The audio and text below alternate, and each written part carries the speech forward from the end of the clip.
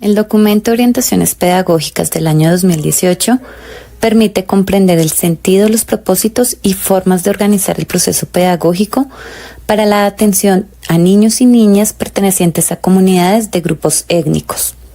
Al hablar de comunidades de grupos étnicos se hace referencia a los raizales, palenqueros, afro e indígenas, en tanto pueblos de origen ancestral que viven y se organizan a partir de prácticas comunitarias definidas por las singularidades culturales, territoriales, organizativas y o lingüísticas.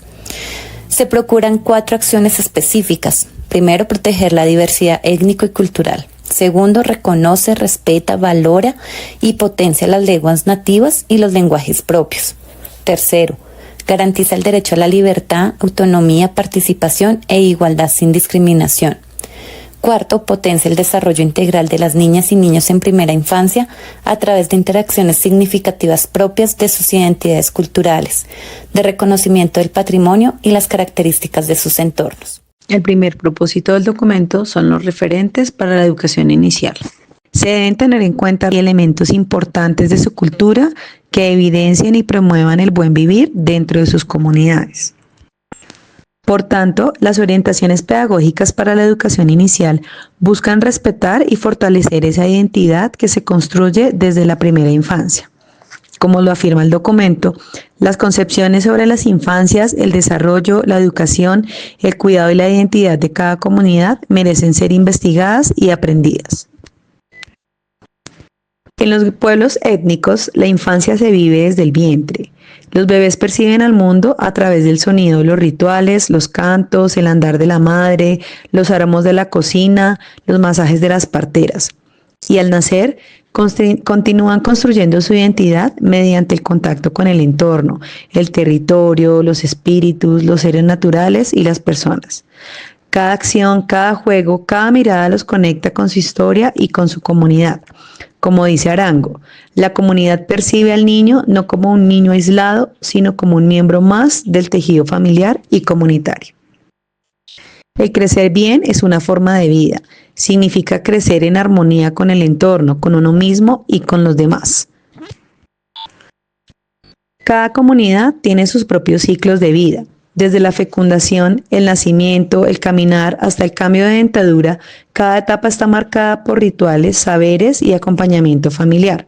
Por ejemplo, en la cultura nasa, la luna bajo la cual se nace determina los rasgos de personalidad que son armonizados con alimentos y rituales.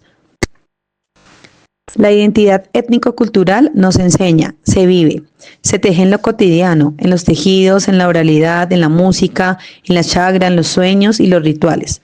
El pensamiento propio guía el camino, una forma de ver, sentir y relacionarse con el universo desde lo espiritual y lo simbólico.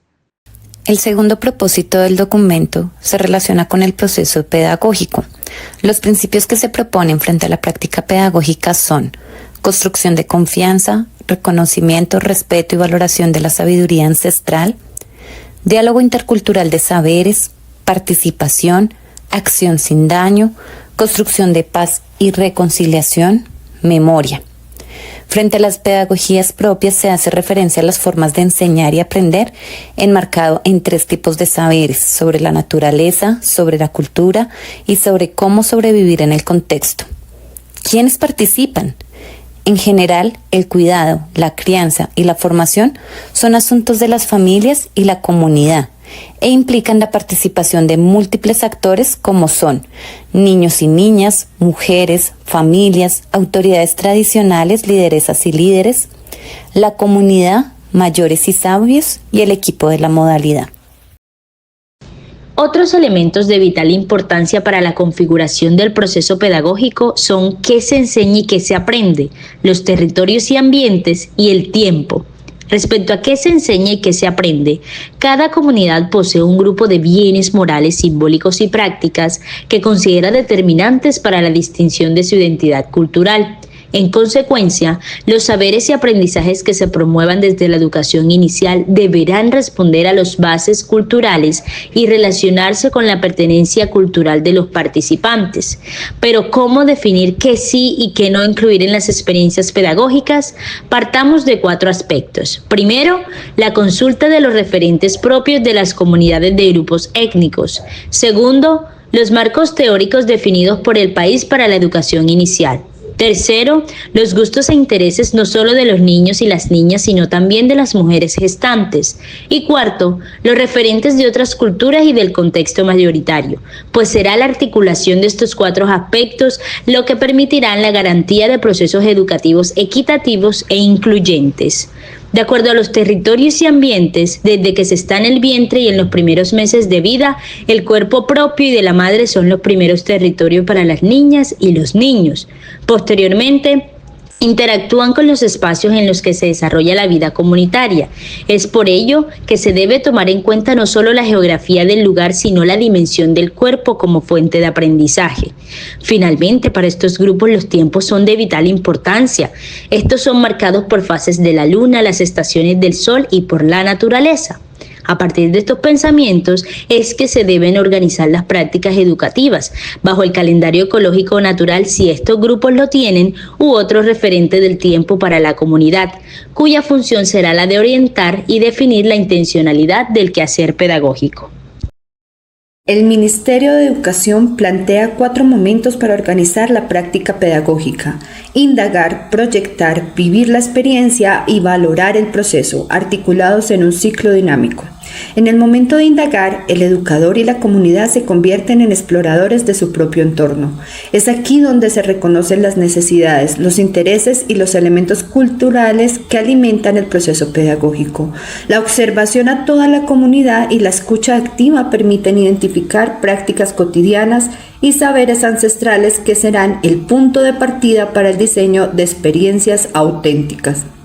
Al proyectar, estas observaciones se transforman en propuestas concretas. Se piensa y estructura un conjunto de acciones, ambientes y actividades capaces de potenciar el disfrute, el desarrollo integral y el aprendizaje significativo.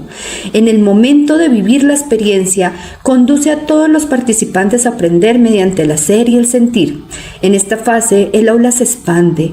El campo, el río o la plaza comunal se convierten en aulas vivas donde el cuerpo, los sentidos y las emociones son protagonistas.